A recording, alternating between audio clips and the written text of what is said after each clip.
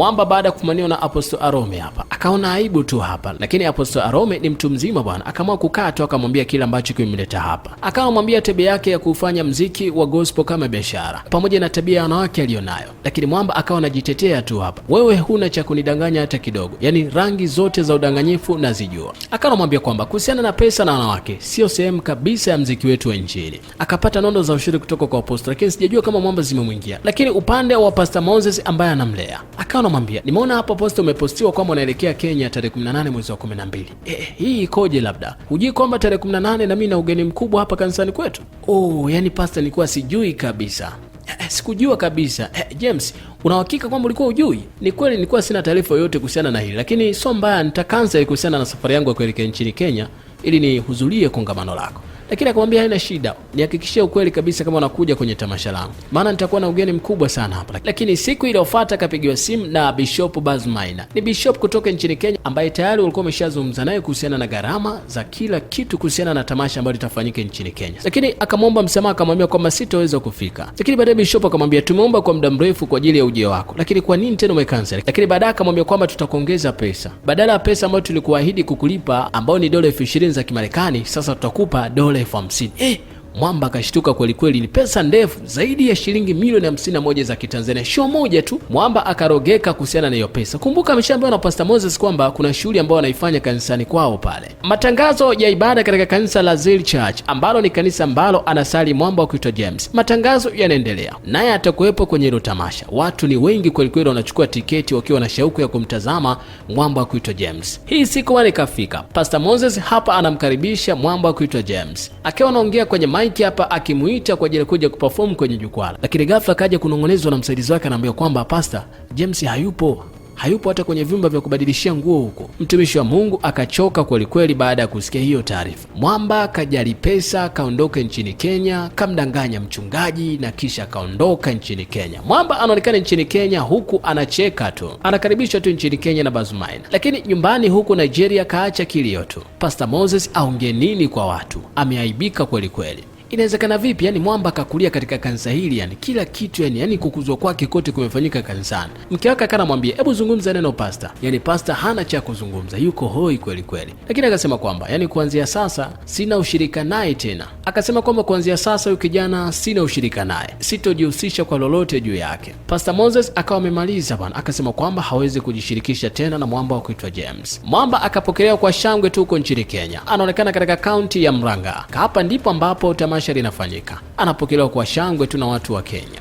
Mwamba baada ya kukaribishwa Bishop Buzz Maina akawa anamkaribisha jukwani kwa ajili ya kuperform. Na hapa akawa anampandisha jukwani. Mwamba akapanda jukwani akaperform show yake. Watu wakaimba hiyo siku, wakaingia rohoni kweli kweli. Maana Mwamba alikuwa anaiwezea kazi yake kweli kweli. Baada ya hapa wapo wanapongezana tu kwa kila ambacho kimefanyika. Lakini akamwambia kwamba nimekupa 70% ya pesa zako. Akasema yes. Akamuuliza imebaki asilimia ngapi? James akamwambia imebaki 15% bwana. Lakini baada ya pala akamwambia nisubiri kidogo, naingia ndani na kuja kuletea pesa yako. Buzz Maina akaondoka ndani. Lakini Buzz Maina anaonekana ndani anavalia vazi jekundu. Hiyo anaenda kuchukua pesa. Anaenda kuchukua pesa wapi? Lakini baada ya hapo akawa anaita jina la Mikukushe. Mikukushe ni jina la huyo mwanamama ambaye anamsaka kwa udi na uvumba Mwamba wa kuitwa James. Huyu hapa Mikukushe. Baada ya pale Buzz Maina akasema kwamba tayari nimekamilisha mambo yako yote ulioniagiza. Hatimaye nimekuletea mtu wako. Mikukushe akafurahi kweli kweli baada ya kufanikishwa hilo. Lakini Buzz akamwambia Mikukushe kwamba udhaifu wake ni pesa tu. Manake sasa hivi amesubiri pesa nimpelekee. Unaambiwa pesa kwao sio shida hata kidogo. Mikukushe akatega mkono wake kwenye chungu tu hapa, pesa za kutosha zikatokea. Na kisha akampa Buzz. Akamwambia kwamba nenda kumpa hizi pesa, usisahau kumwekea mikono. Hili ni jambo la msingi kwani tutakuwa tumezitoa kabisa nguvu zake. Lakini Mwamba akapewa kibunda chake. Bwana alishtuka baada ya kuona kibunda ni kingi kuliko kila ambacho kilikuwa kimesalia. Akawa na mshangaa tu. Hii inakuaje? Mbona zimekuwa nyingi sana? Lakini Buzz akamwambia hii ni kutokana na kila ambacho umekifanya. Manake tumebarikiwa sana na kazi yako. Wala usishangae kabisa, hii ni shukrani yetu kwako. Mwamba akamshukuru sana na kisha Buzz akatimiza kila ambacho ameagizwa na Mikukushe. Hapa ni kwa ajili ya kwenda kumwekea mkono Mwamba wa kuitwa James. James alipowekea mikono ni kama mwili umepigwa na shoti, kumbe ndo kazi imemalizika hivyo. Tayari kashakamatwa. Baada ya pilika zake kumalizika akapewa chumba chake. Na hapa ametulia dirishani, lakini ghafla mlango ukawa unagongwa bwana. Baada ya kufungua mlango wakaja wadada wawili warembo kweli kweli. Wakawa wanamsalimia tu Mwamba wa kuitwa James. James akawa anashangaa, hawa ni wakina nani? Lakini wakamwambia tumetumwa na Bishop Buzz tu sisi ni watu wa massage, tumekuja kukufanyia massage, kwa hiyo wala usio na mashaka kabisa. Baada ya pale akapigiwa simu live kabisa, Bishop akazungumza naye akamwambia relax, hii ni Kenya, yani wala usio na mashaka kabisa, nimekuletea watu hao kwa ajili ya kuhakikisha pia una enjoy bwana. Kenya nakupenda sana ndugu yangu. Mwamba akafurahi kweli kweli baada ya kusikia hivi, akawa anatazama tu dada na kisha akaelekea nao chumbani bwana. Baada ya pale Bishop Bazo akawa anazungumza na Mikukushe, wakawa wanasema kwamba kwa sasa tumemshika, tuko naye. Sasa kinachofuata ni kumweka katika chupa. Wakamuita mara 3 jina lake, yani James mara 3, na kisha nafsi yake hapa inaonekana ikiondoka na kuelekea moja kwa moja huko ambako anamuita, na pale pale wakamuingiza kwenye chupa. Mikukushe akasema tulikusubiri zaidi ya miaka 31, lakini hatimaye tumekuingiza kwenye chupa. Kilichofuata ni vicheko tu vya mafanikio. Baada ya miaka 2, Mwamba akawa anazungumzwa katika media mbalimbali huko nchini Nigeria kwamba Mwamba akapotea, siku hizi Mwamba asikiki kabisa, Mwamba siku hizi haonekani, mziki wake hauvumi. Lakini TV nyingine zikawa zinarudia pia interview ambazo zimeshawahi kufanyika. Mwamba alikuwa anazungumza mengi sana kipindi hicho ambacho anavuma, lakini kwa sasa Mwamba akapotea. Yuko wapi? Mwamba yuko huku anahangaika na dili la shilingi milioni 2 tu limefeli. Pastor Shora bwana kagoma kabisa milioni 2, kasema atupe milioni 1, lakini baadaye kata simu. Itabidi tuwaombe, maana sisi ndo tushageuka kwa waombaji sasa. Tutafanyaje sasa Mwamba? Lakini baada ya pale akampigia simu Bishop Bazo kutoka nchini Kenya. Akawa anamwambia kwamba niko busy, bye bye, tutaongea baadaye, sikusikii. Yani akamkatia simu. Akawa anashangaa tu na hii inakuaje yani. Lakini akakumbuka tena na rafiki yake wa karibu sana huko nchini Marekani wa kuitwa Ben. Akampigia simu. Ben akapokea simu akamwambia kwa sasa mkataba wetu ushakwisha. Manake mimi naye hatuna mkataba wowote. Mwamba naye kashakata simu huko. Maisha yashakuwa magumu sasa. Lakini hii ni siku nyingine, wapo wanaangalia TV sebleni. Wakawa wanatazama msanii mmoja ambaye kwa sasa anatamba kweli kweli nchini Nigeria. Anaitwa Lawrence Oyori. James akasema, Mwamba mbona kama namjua hivi na sauti yake kama naikumbuka?" Meneja wake akamwambia kwamba, "Yes, ndio ni yule jamaa ambaye tulimkuta anapiga gitaa kule mtaani, unamkumbuka?" Jamaa akasema, kumbe yule jamaa Mwamba shakuwa maarufu hivi. Lakini baada ya pale Mwamba akamonyesha mpaka video zake ambazo zinatembea mitandao na akasema, "Wow." Meneja wake akamwambia kwamba kuna idea moja nimeipata. Inatakiwa tufanye collab naye. Yaani hii itatufanya sisi tutoke na yeye pia kujulikana kwa watu kwa sababu yeye ni mtu mkubwa.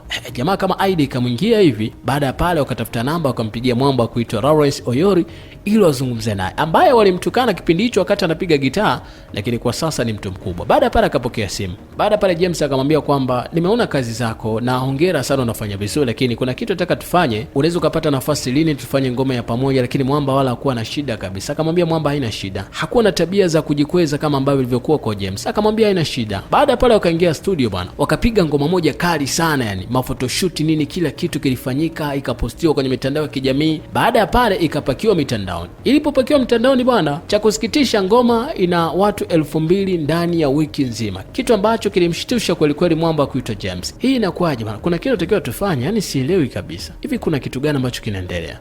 Akawa anasikitika tu jamaa. Lakini upande pia wa Lawrence naye ikawa inamshangaza kwa sababu ni video ambayo imekuwa chini kuliko video zake zote ambazo alishawahi kufanya. Hakuna video yenye watu 2000 tu imetazama kwa kipindi chote hicho. Huku ni nchini Marekani, Mwamba ameamua kwenda kwa Apostle Arome. Lakini Apostle Arome akamwambia anajua kila kitu ambacho kimekuleta huku. Lakini akamwambia nataka nikuombee. Mwamba kapiga magoti na kuanza kuombewa. Wakati anaombewa hapa ikawa inaonekana nafsi yake huko kuzimuni inalalamika kweli kweli. Wakati anaombewa, Mwamba akawa na yumba kudondoka chini. Lakini upande wa kuzimu Mikukushe anatamba tu, anasema kwamba hakuna mtu yoyote ambaye atakuja kukufanya kuwa huru huku, maana utaendelea kuwa mfungwa wangu, sauti yako nishaifunga kabisa. Lakini unaambiwa kwa Mungu hakuna lishindikanalo. Ndicho ambacho kinatokea hapa.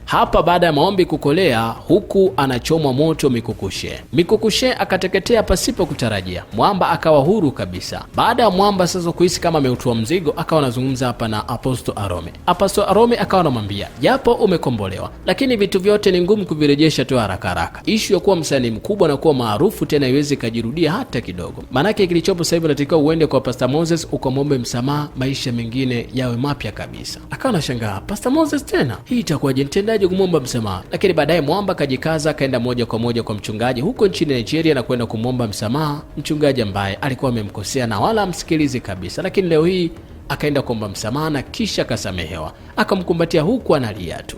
Miaka 4 ikapita. Mwamba akaanza upya kabisa maisha. Hapa akawa anafanya kazi huko nchini Marekani ambako ndiko akageuzia makazi yake na kuwa dereva Uber. Hii siku bwana akawa anafanya kazi zake kama kawaida. Kakutana na moja kati ya mwanamama ambaye alikuwa anamhamisha kutoka mtaa mmoja kwenda mtaa mwingine. Lakini mwanamama akawa anamshangaa bwana.